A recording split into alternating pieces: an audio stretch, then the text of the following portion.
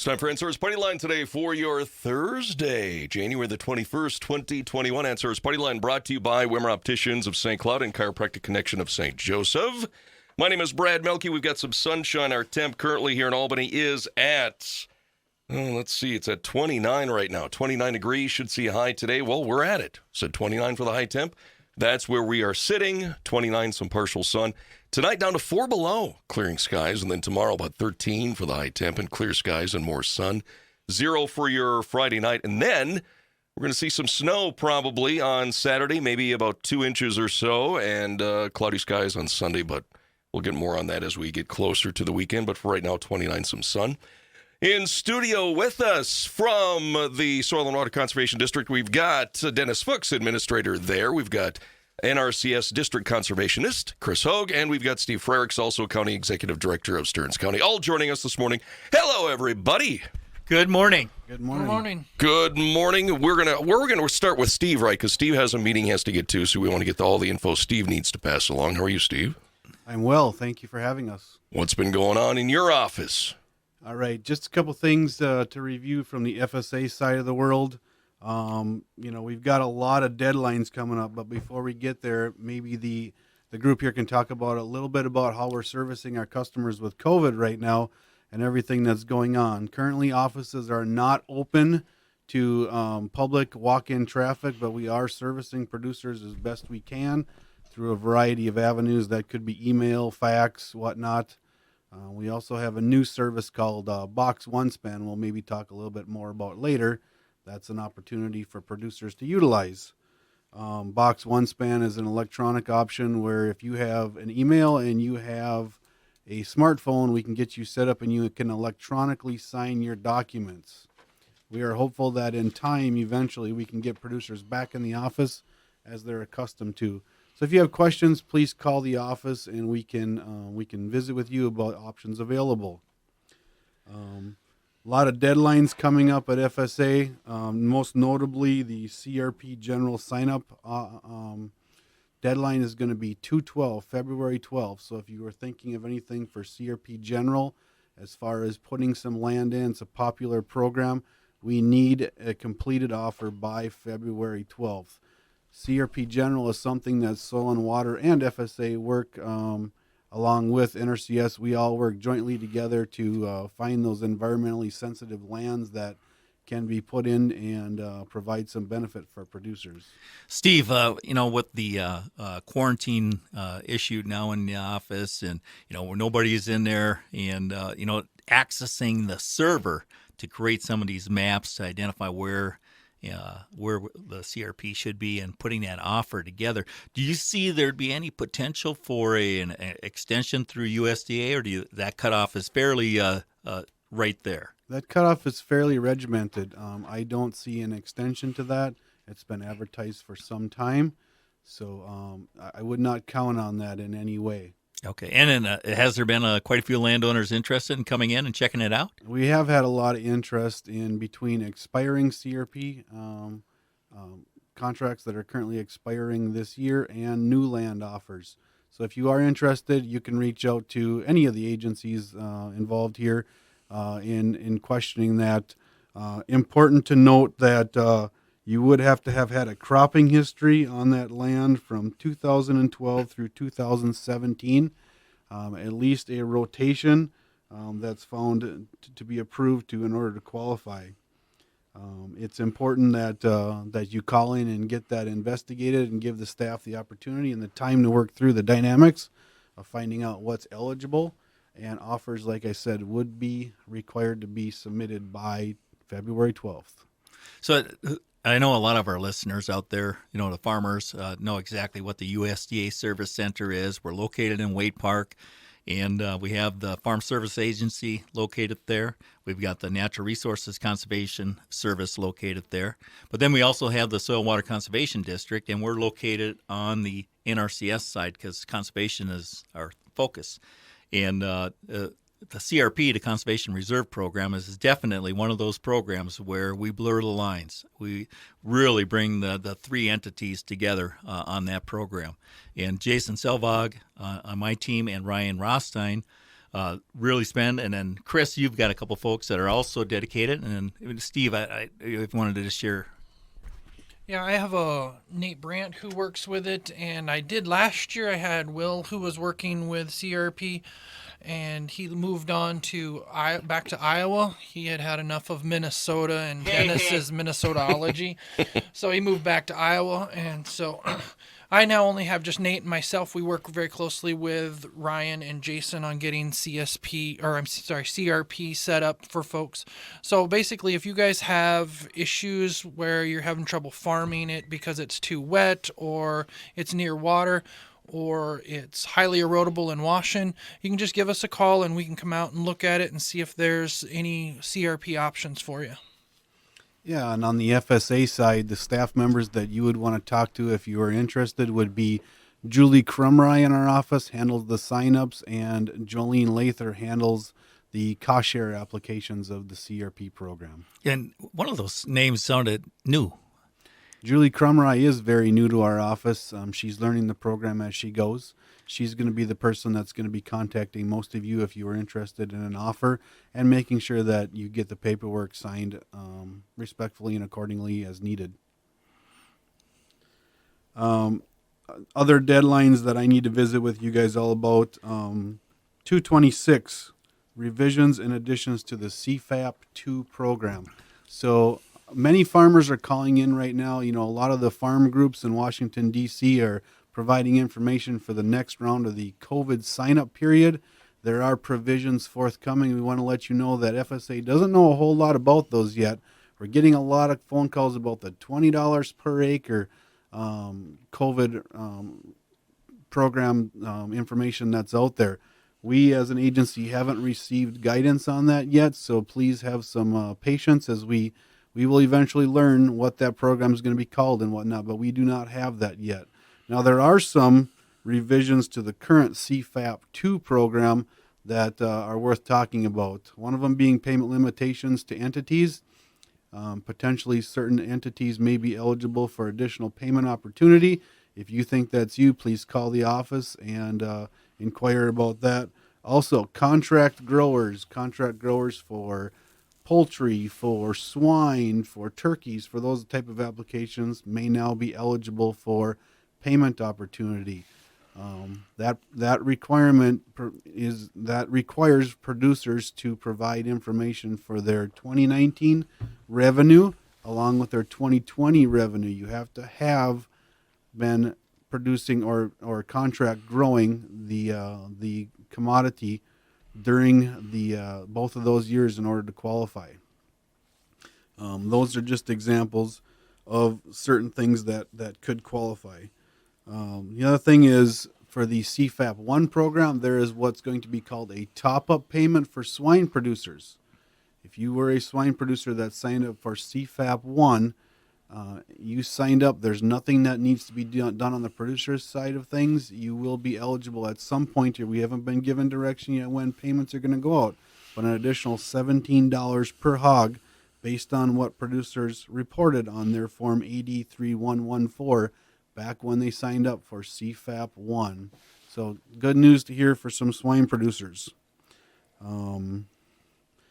Certain producers for CFAP 2 program that maybe didn't have crop insurance or have crop insurance products that weren't recognized in the CFAP 1 program, or I'm sorry, CFAP 2 program, could be eligible for some other provisions for the CFAP 2 program.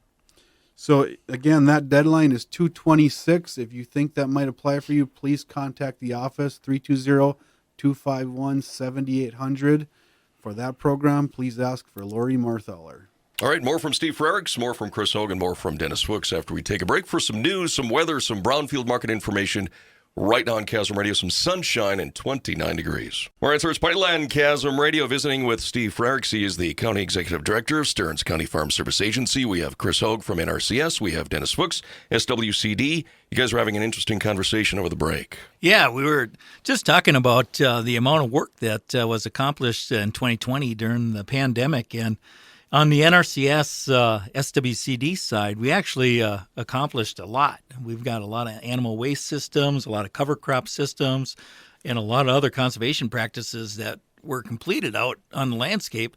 Because, a lot of our work is working one-on-one with the landowner, going out, doing the conservation planning, and then surveying and design, and then pulling programs together, and then implementing the project. Now, for Steve, that wasn't the case so much? Well, I don't know if it wasn't the case so much, but we just kind of have a different approach to things. There's a lot of paperwork requirements for NRCS programs and FSA programs that are handled through our office. And it's important to identify that producers have patience as we work through the pandemic here and getting those forms signed. The willingness to utilize new technology to make that happen is going to be extremely important going forward. And like we said, options like the Box OneSpan application or utilizing electronic media is just going to be so important. We appreciate producers' understanding and patience as we work through this, and the willingness to call in and deal with the agencies in different manners than they maybe were used to in the past. The old days of being able to come to the counter, we hope can come back, but we just don't know with this pandemic and where things are at. No, this Box OneSpan, is that something from UPS or FedEx? What's this Box OneSpan? I haven't even heard of it. Box OneSpan is an opportunity for producers to electronically sign documents. So you could be cutting hay and your cell phone goes off asking for approval on electronic documents that FSA has sent you, and you can simply click on your cell phone to approve those documents. Now, it does require an initial setup. You can either do that through your phone or through your email, but once you set that up, you can retrieve documents and sign them on the go. Very often we send these out to producers, and within a minute or two, they're able to approve a contract. And I'm sure you can imagine, it's much, much better than snail mail, where we are sending things out to you and waiting multiple days to get approvals back. This works for both NRCS and FSA applications. Yeah, Dennis, we used it during the CSP sign up for 2020 in December, and we were able to process. Basically, we could start with a modification for changes on the contract. We could mod the contract, send that out to the producer, have it signed, process it, and make a payment within a day. And the one nice thing about Box and OneSpan, it is a secure platform. So your PII, which is your personally identifiable information, is protected. So it is just not like emailing a sheet back and forth. So we had, I think, over 100 CSP participants that we made payments to last year, and I think that we had maybe 4 that weren't able to do OneSpan. So it really makes the process move a lot faster, and it's really good for the producer. It doesn't take a lot of their time. They don't have to wait for mail or try to remember to send it back and then get phone calls. We have staff in the office that will step them through. They'll contact them by the phone, show them how to work it on the email, and set it up. So we're really, really happy with the way it's working for us so far. It's human nature to be apprehensive to use these new technologies, but we invite you to give it a try. One thing I want to point out that's going to affect all 3 agencies here is right now farmers are in the process of negotiating land rental leases, or maybe you've purchased a piece of property. Getting that documentation, getting a copy of that lease to the office, or a copy of that recorded deed, so we can update the ownership or the operator status of those particular contracts is important. Doing so now, many times the farmers bring that in at the time they're going to certify their crops. There can be some ramifications there, one of them being time. You will be waiting longer, so when you're wanting to be in that tractor harvesting or planting, I should say, you may be holding off, you may be held off a little bit because of that. So if you can get that to us now, that's important. Another thing is what we call AGI forms, adjusted gross income forms. That's something that's needed for virtually all NRCS and FSA programs. It has to do with your gross income and meeting requirements to participate in programs. That's another form you can get in right away. Many of you producers received that form from FSA recently. We sent a letter out for the ARC PLC sign up. The deadline for that is March 15th. So producers, anyone who enrolled for 2020 and certified their crops, received a letter from us about 2 weeks ago producers have the opportunity to elect their 2021 election for ARC PLC. Many producers had a 5-year election in place, and if they've got that in place, do not need to do anything. But if you did not, we need you to select a program by March 15th. The letter that you were sent provided a link to a webinar from the University of Minnesota to help you and assist you in picking the program you want to be in. FSA staff cannot advise you, nor would we know which program is the right one for you. So we advise you, if you have the opportunity, the webinar was recorded, and that's something that you can listen to help make a decision. We anticipate a rather large workflow closer to the deadline. I highly, highly recommend that if you know what you want for a program, please reach out to the office now so we can complete that now. Deadline extensions are always unknown. Please do not rely on that for that. The last thing that I want to talk about is the recently announced QLA program, Quality Loss Assistance Program. Deadline for that is March 5th.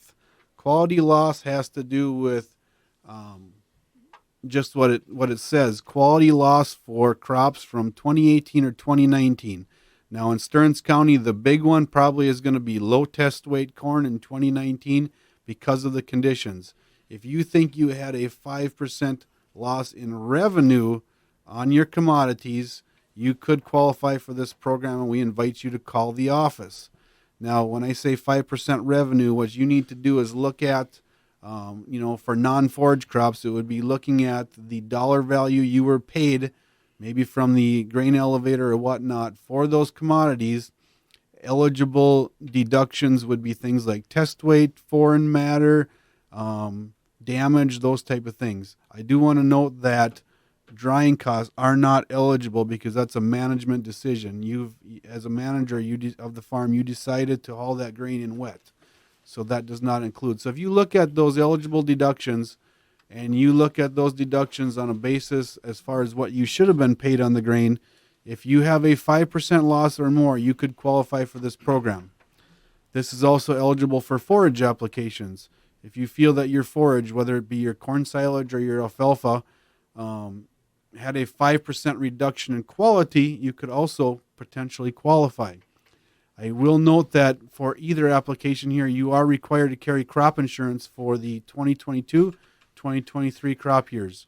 So with that in mind, if you don't currently, I'm going to use alfalfa as an example. If you currently don't insure that, note that you will be required to. And this program, we're not able to tell you what your payment's going to be up front. This is a program where everyone across the country will apply. It will get provided and sent it into the database. And if there is more requests than money, more eligible requests that are approved by the county committees, the payment rating will be prorated down. So many farmers are asking, well, is the potential payment going to outweigh the cost of carrying crop insurance on these crops? That is an unknown. This is also a program where the farmers are required to complete the application and submit it. Please, please do not come in with a shoebox full of invoices or scale tickets because our staff is not able to complete that for you. But we certainly can help you through the process of understanding what you need to apply for on the form. So, Steve, is this something that that farmers need to contact FSA, the office, and set up an appointment to go through this, or is this something they can also do online? Or so what I would suggest is calling the office, and we've got some fact sheets and some data and some informational stuff that we can send out to you. This is a program where you're going to need to do some homework. You're going to, maybe need to call the grain elevator or call the testing laboratory, maybe your DHIA or your Dairyland Labs, wherever you get your forage tested. It's going to require you to do some homework and put some things together. So I would invite you to start now. I've given you guys 4 deadlines here today that are all coming up very soon. 212 is the CRP general sign-up. 226 would be the amendments or revisions to the CFAP 2 program. 3.5 is the deadline for quality loss assistance, or what we call QLA. And 3.15 is the ARC PLC application deadline. This is a larger workload than I think FSA has ever seen in such a short time. So we ask for your patience, but please call in and we will walk you through this as best we can. The best thing is to do is call and ask questions if you have them. And just wanted to follow up on the patients component. We're working through a pandemic. We trying to do this remotely. The federal government, state government, local governments are providing better tools to get through a pandemic, but those tools are still in development. And we got over 3,000 farmers in Stearns County, and it just takes time to get through all this stuff. So your patience is really appreciated. Yes, the best thing that producers can do for any of our programs is sign up for the alerts or the announcements that come out. The Gov Delivery program through FSA will provide you details about various programs that we offer in conjunction with NRCS, and provides you an opportunity. The days of calling producers about these programs are gone. One, we're not able to with time constraints and budget. We're not able to call everybody about these programs. So the best thing you can do is signed up for these electronic alerts. If you don't know if you are getting them or are not at the current time, please contact the office and we'll get you set up. I think it's important for producers and just everybody to understand that we have, like on my staff here for just NRCS, I only have like 5 people and we have 3,000 farmers, as Dennis says. That takes a lot of time for my 5 staff to get around to everybody who calls in. So it's best if you're going to or interested in a program to start early. That way we can work with you and we can get good conservation planning done and get out ahead of the game, rather than being behind the 8 ball and having people walk in like the last day of the sign up at 4:30. That makes it really difficult for us to get quality stuff out to producers. So the earlier you start, the better off we can do to provide you great service. So Chris, you just talked about, the few amount of people there on your team, our co-team. And you do have a opportunity for a person that's very talented to join our teams? Yeah, we have a new employee that's going to be an engineer that's going to be added to the NRCS Waite Park field office, and they are going to be kind of working with animal waste and some of the larger projects we have. We also have a really unique opportunity for NRCS. We've never had it in the past. It is called a direct hire opportunity. And basically, if you have the basic requirements in soils and plants, or you feel that you have those, you can submit to me by email your resume and your transcripts, and we can see if you meet those requirements. And if you do, this direct hire opportunity is you can go on to usajobs.gov and apply for many of the positions in the state of Minnesota, and there are 40. And those 40 positions include soil conservation technicians, soil conservationists, civil engineering technicians. I believe there's an engineer. I believe there's also a soil scientist, and there may actually even be a forester available.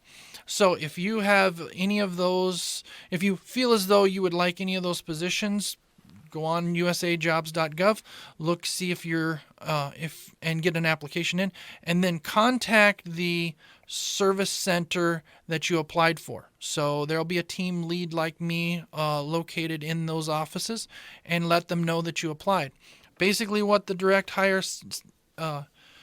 opportunity is if you apply for it and you fit those requirements and you let people know, we can, as NRCS, we can basically pick out the people that we would like to have and meet our requirements, and we can hire on the spot. It's a very quick way to get staff, and we are having issues as far as the agency goes to hire staff on, to get staff hired on. So we're trying to fill positions over the next, I think it ends in July. So get everything done by June. So let's say I just graduated from college, I got an ag background, and I send you my resume, and how long would it take before you to make decisions? Say I'm the best person for the job. I can't give you an exact time frame, but if you make an application and you let me know that you completed the application and you fit that requirement, we can offer positions as soon as those certs come out. And those certifications are coming out about every 2 weeks. And once you've been selected, then there's a process. It's a government, so there's going to be a process. So I'm figuring within a month or two after that, then you could be on job. So if you're a college in an ag background and you are graduating, say, in May, this is an opportunity for you to jump on board with the Natural Resources Conservation Service. And if you have a position with the soil and water conservation districts in any of the counties, this is also another opportunity for you to be able to jump on to a position with the Natural Resources Conservation Service. So we are actively looking for folks who are very interested in providing great customer service and working with our producers. So on my team, I have 2 that are available. One would be in Elk River and another one would be in Waite Park. So there are some others around the state, and I don't know specifically, but like I said, there's 40 of them total. Wow. That's a great opportunity for somebody that's looking for.